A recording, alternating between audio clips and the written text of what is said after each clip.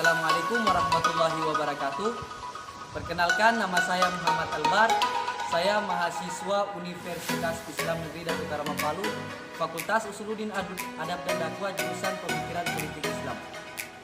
Dan terkait pembuatan video ini yaitu untuk memenuhi tugas mata kuliah Komunikasi Politik dengan dosen pengampu Pak Fariza Haryadi, SIKOM MSI. Terkait dalam pembuatan video ini, ada 3 materi yang akan saya sampaikan. Yang pertama, demokrasi dan kebebasan pers. Yang kedua, kekuasaan media. Yang ketiga, politik pencitraan. Nah, saya akan membahas terlebih dahulu demokrasi dan kebebasan pers.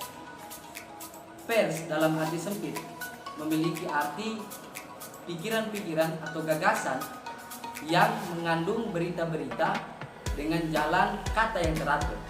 Nah, pers ini adalah mewakili perasaan orang-orang atau masyarakat yang terjadi, yang orang-orang alami secara fakta yang ada di lapangan, kemudian menyampaikan kepada seluruh masyarakat.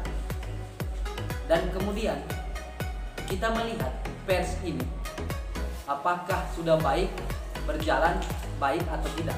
Nah, saya mengambil contoh pada saat Orde Baru, pada saat di mana Presiden Soeharto memimpin Indonesia ini, pers itu sangat terkekang, sangat sempit untuk mengutarakan pendapatnya. Karena kenapa? Karena pers itu lebih berhati-hati terhadap pemerintah, karena orang-orang yang tidak setuju dengan aturan-aturan yang ada di dalam pemerintahan itu bisa saja ditangkap dan lain sebagainya. Nah, maka itu pers di masa Orde Baru itu pers sangat berhati-hati. Nah, kemudian kita di masa reformasi, pers yang ada sekarang ini justru lebih banyak dan sangat berubah ya dari zaman Orde Baru tadi itu ke reformasi. Sebab lembaga pers lebih banyak dan kita melihat realita atau fakta yang ada pada saat ini, yang dimana orang menyiarkan hal-hal baik atau tidaknya itu tergantung kita, tinggal kita menyaring dengan baik. Akan tetapi kita melihat justru di zaman ini, pada saat reformasi itu banyak sekali pers, siaran pers yang boleh dikatakan tidak baik. Misal saya ambilkan contoh yang pertama, ada penyiaran pers yang ketika menyampaikan sesuatu itu tidak sesuai dengan fakta realita kejadian yang ada di lapangan. Nah, kemudian hal yang seperti inilah yang menyebabkan terjadinya berita hoax yang dia mengatakan banjir, banjir ini dalamnya 5 meter atau bahkan rumah tenggelam, akan tetapi di sisi lain faktanya justru banjir ini cuma 1 meter bahkan sampai di lutut saja. Nah, hal-hal yang seperti inilah yang tidak baik. Dan kemudian pers ini juga diatur dalam undang-undang. Tata cara untuk menyiarkan sesuatu itu sudah diatur. Aturan seperti apa? Dia harus jelas, tanggalnya jelas, kapan, dan kejadiannya itu harus betul-betul sesuai fakta. Saya kira itu yang saya sampaikan terkait materi demokrasi dan kebebasan pers. Nah, baik, sekarang saya membahas materi kedua, yaitu kekuasaan media.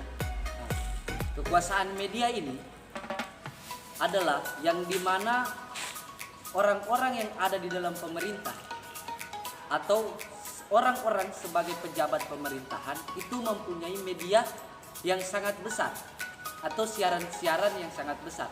Nah, contohnya ada beberapa orang yang berkuasa atau orang-orang dalam oknum partai politik yang sangat tinggi jabatannya itu memiliki siaran media atau siaran televisi yang ada di Indonesia sekarang ini.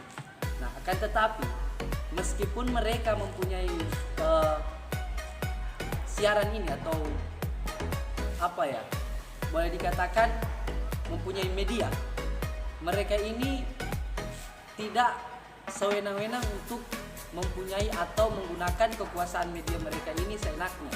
Akan tetapi kekuasaan media itu diatur dalam undang-undang.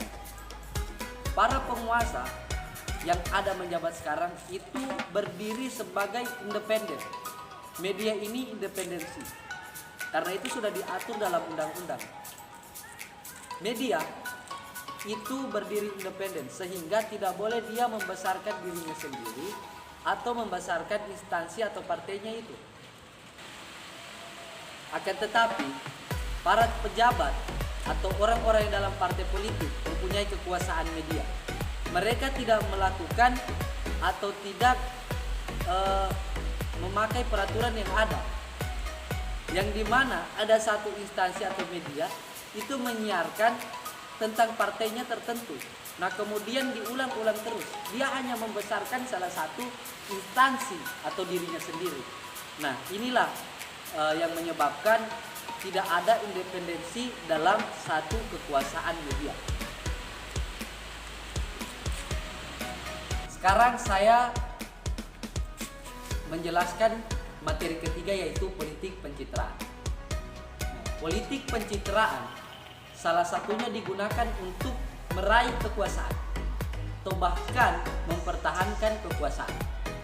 Nah, dalam politik pencitraan ada beberapa aktor-aktor politik, bukan hampir semua aktor politik itu melakukan pencitraan. Nah, pertanyaannya, apakah politik pencitraan ini boleh atau tidak? Jawabannya boleh.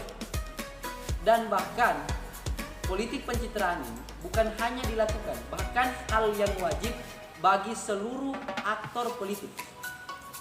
Kenapa demikian? Para aktor politik harus melakukan pencitraan. Yang pertama, sebab Anda harus diketahui oleh masyarakat. Anda harus populer di kalangan masyarakat. Karena sebaik apapun Anda, sebanyak apapun prestasi Anda, tapi kalau masyarakat atau orang-orang yang di lingkungan Anda, sekitar Anda, tidak mengenali hal itu, maka Anda terlihat biasa-biasa saja. Nah kemudian yang kedua, rakyat memilih itu sesuai, itu mempunyai persyaratan. Persyaratan masyarakat harus pintar, harus mempunyai prestasi, orang akademisi yang baik. Maka dengan prasyarat-prasyarat masyarakat ini, kita perlu melakukan pencitraan. Politik pencitraan itu sesuatu yang harus, bahkan wajib untuk kita lakukan. Nah, hal yang seperti inilah kita terus-terus melakukannya. Jangan sampai kita sebagai aktor di dalam politik hanya berdiam diri saja. Nah, terkadang pencitraannya, terkadang pertanyaannya, pencitraan politik mana yang kita percayai untuk sekarang ini? Apakah ada orang-orang yang kita lihat di lingkungan kita sebagai aktor politik melakukan pencitraan? Apakah kita lihat pencitraannya baik, nampak baik, atau nampak buruk? Dan kemudian dalam materi pencitraan ini, politik pencitraan ini, ada dua catatan yang dapat saya sampaikan. Yang pertama, pencitraan jangan bersifat sementara. Maksud dari pencitraan jangan bersifat sementara ini artinya bukan hanya ketika kita meraih kekuasaan, akan tetapi ketika kita duduk dalam kekuasaan itu jangan hanya berdiam diri atau stop melakukan pencitraan. Kita terus melakukan pencitraan dengan apa? Dengan media-media agar supaya masyarakat tahu program kita apa, usaha kita apa, dan prestasi kita dalam berkuasa itu atau prestasi kita dalam memimpin itu seperti apa. Nah ini perlu kita lakukan. Nah karena kenapa? Karena kalau stop ketika dia menjadi penguasa, kemudian dia stop melakukan politik pencitraan, maka dia tidak akan terlihat baik lagi atau tidak terlihat apa-apa. Nah kemudian catatan yang kedua, pencitraan jangan terlalu berlebihan. Artinya yang kedua ini, kita sebagai aktor politik jangan berlebihan dalam melakukan pencitraan. Contoh, di kalangan satu daerah atau di suatu daerah, semua pemilih di daerah ini milenial. Nah, aktor politik melihat pemilih itu sebagai milenial, bukan berarti aktor politik ini harus bersifat milenial, bukan berarti harus memakai gaya milenial. Contohnya kalau anak muda memakai motor besar, aktor politik juga memakai motor besar. Misal contoh anak muda memakai kaos-kaos atau baju-baju yang keanak mudaan, aktor politik juga memakai itu. Itu bukan. Itu sama sekali sebenarnya berlebihan dalam politik pencitraan. Nah, kita memakai sebaiknya memakai apa? Kalau di dalam satu lingkungan yang dimana pemilihnya itu milenial semua, kita justru memakai atau punya gagasan tentang milenial. Bukan sifat kita yang kita rubah, bukan gaya kita rubah untuk menjadi milenial, akan tetapi pikiran dan gagasan kita ubah. Bahwa kita ini adalah orang-orang di dalam kaum milenial, salah satu dalam kaum milenial. Saya kira itu yang dapat saya sampaikan. Lebih dari kurangnya saya mohon maaf, dan insya Allah apa yang saya sampaikan ini, melalui dari ini saya bisa belajar di lain hari tanpa hanya dalam video ini saja. Assalamualaikum warahmatullahi wabarakatuh.